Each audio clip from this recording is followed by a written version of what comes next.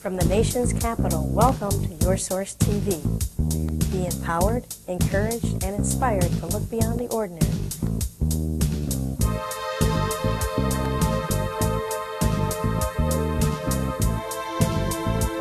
Welcome to Your Source TV from the nation's capital. I'm Tamara Stuchlak, and in this segment, we explore the legacy of the Conservatory Ballet, which was founded in 1972 and has become the premier dance academy in the Washington, D.C. area. Led by director Julia Redick, the conservatory's students learn to embody the 3 E's: excellence, experience, and earnestness, under the watchful eye of a trained and caring faculty. So welcome, Alexia. Nice to have you. Thank you. We're really interested in the uniqueness of your approach at the Conservatory Ballet. Well, we do things a little differently.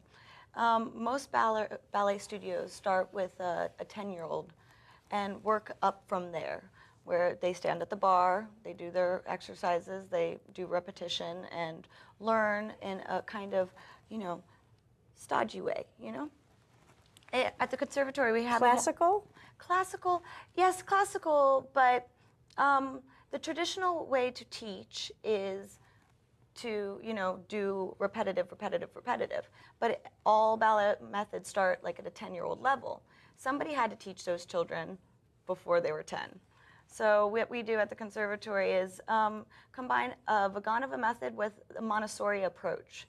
And that means that we have the Russian ballet-like theories and practices and repertoire, and then we add our way of talking to a preschool-type child. So this is quite distinct in the ballet instruction arena. Mm-hmm.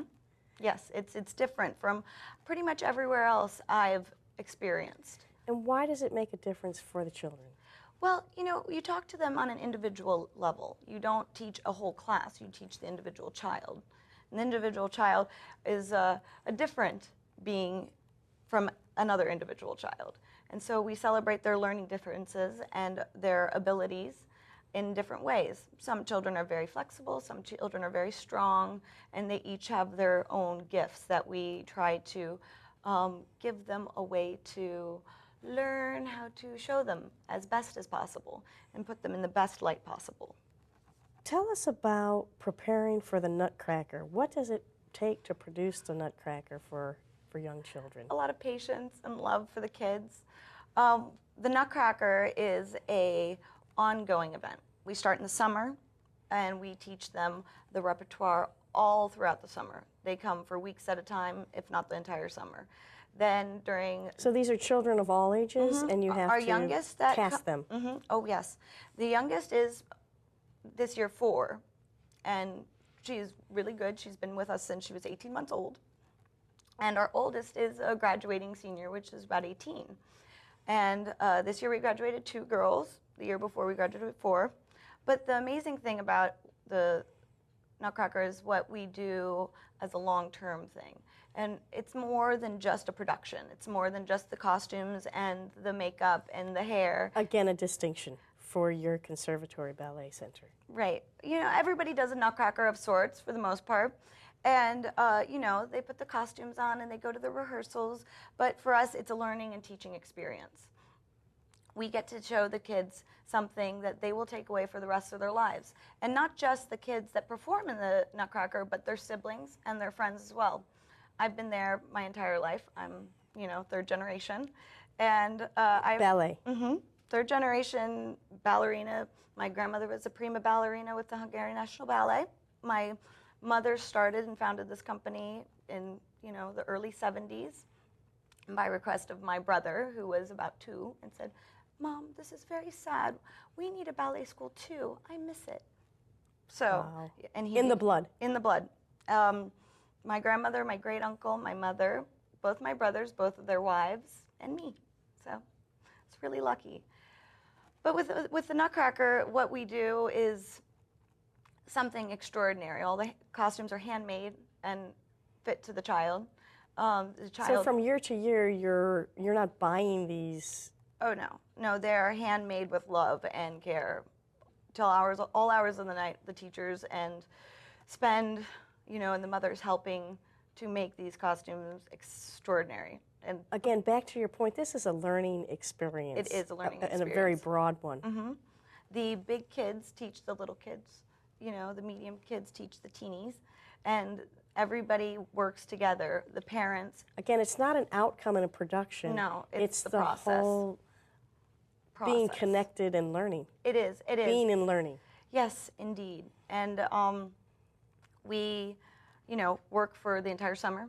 Then into fall, we come into rehearsal after rehearsal after rehearsal, where we're not just taking, the dolls under the tree and making them cute and going out and doing a little dance and that's it. It's not a recital. It's a production. It's a production just like anyone would see at the Kennedy Center, except it's an all-children's cast.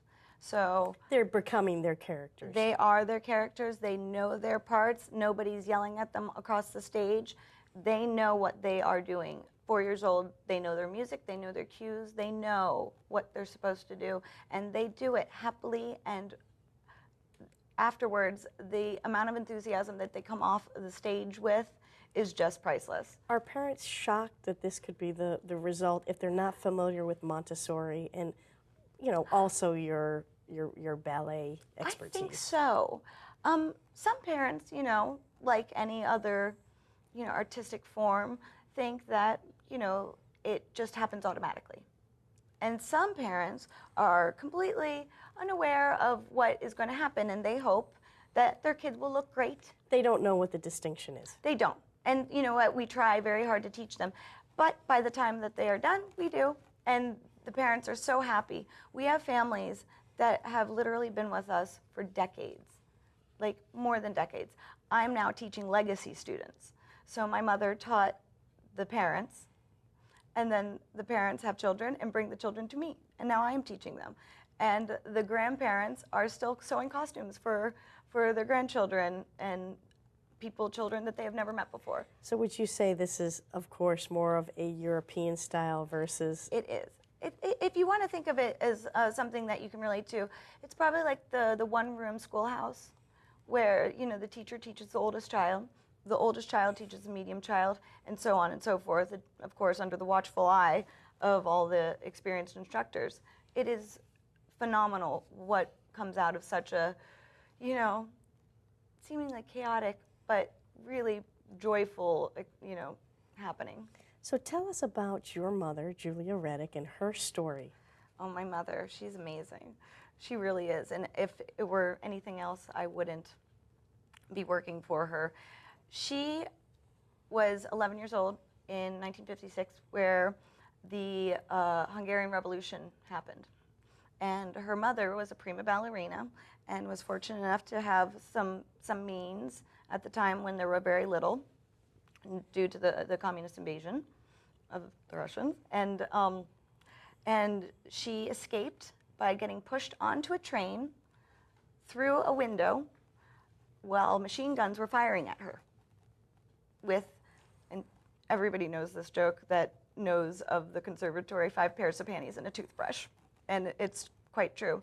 In their suitcase, they had a couple bottles of vodka that they bribed the Russian guards to let them cross over into Austria. However, their guide was confused, and they kept passing back and forth, Hungary, Austria, and finally they got into Austria. Well, the borders were confusing back then. It's true, it's true, it's true. But yes, they didn't know if they were there yet, and they walked all night.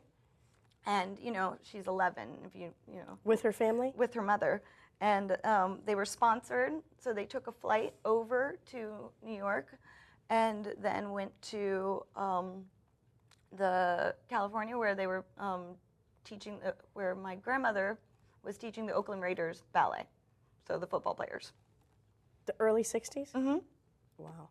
No, in the 50s, yeah. Wow. Yeah. And it's amazing. And she taught them basic ballet, the same methods that we use today, we used with the football players then. Taught them agility skills and all sorts of stuff. And then my mother went to Hannah Academy, which is in upstate New York, and she graduated from there. And they offered her a position teaching ballet and continuing on there. And by the time she was 22, the high school students were calling her Madame. So that's pretty amazing, you know. And if you think about a 22-year-old being called Madame, you know, the amount of respect that my mother gets from everybody is just amazing. And she moved down to Columbia after she had her children, and Darren, my brother, said, "Mom, I want you to be a ballet teacher. I want the school back." And this is Columbia, Maryland? Columbia, Maryland. And so one of the officers that was building the new mall in Columbia asked them to do a production for Christmas, so she started doing the Nutcracker for them. Well, lo and behold, the Nutcracker took hold, and she has been doing it for 38 years. They moved down to Reston about 38 years ago, and So your grandmother trained your mother in the classical style. My mother danced with Hungarian National Ballet until the Revolution, under my mother and my grandmother. So yes. And then we went on to, you know, this whole production. We've been in Reston for 38 years, 38 Nutcrackers, and you know, just a wonderful, wonderful community that we really enjoy. And I live here and work here, and I'm happy, you know. And my mother continues to teach the older girls, and her alumni students come back and teach the younger ones. I mean, really, there's very little out-of-house, you know, like tutelage. So it's quite lovely. What would you want parents to know about your school that really makes a difference for the children? That the children will succeed, whether it is in ballet or in life, at the undergraduate or graduate level, depending, no matter what, you know, their physical talents are or their limitations or benefits.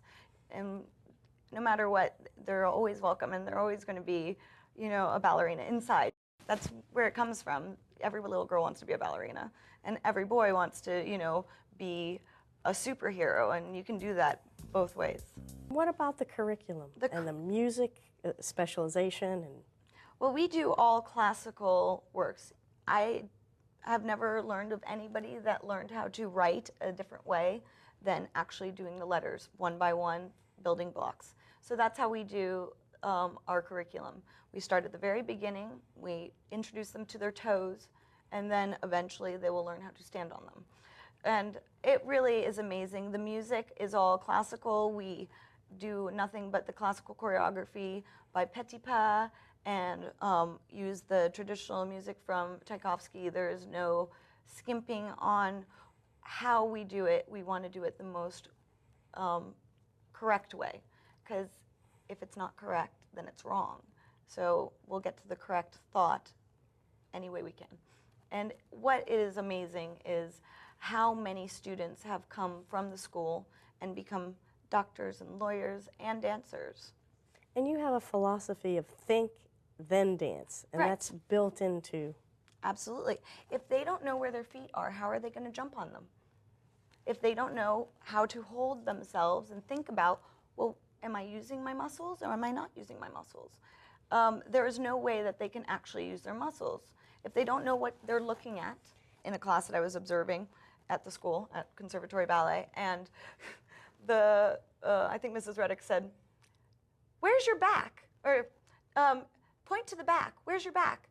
And she goes, "I don't know. What's a back?" At that moment, we all realize that these children don't necessarily know where their body parts are yet, and you have to learn and teach them to think about that. Like, oh, there it is, you know?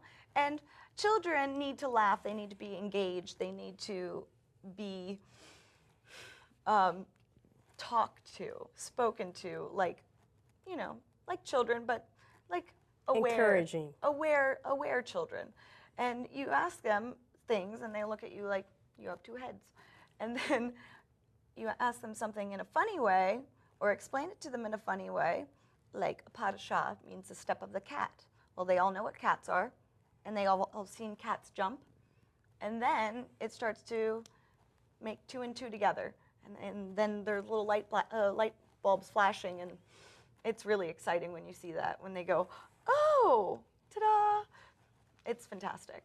Well, Alexia, thank you so much. We've enjoyed learning about your unique program, and much success to you and your theater that you're approaching. Thank you. Thank you for having us. So thank you for joining us at Your Source TV from the nation's capital.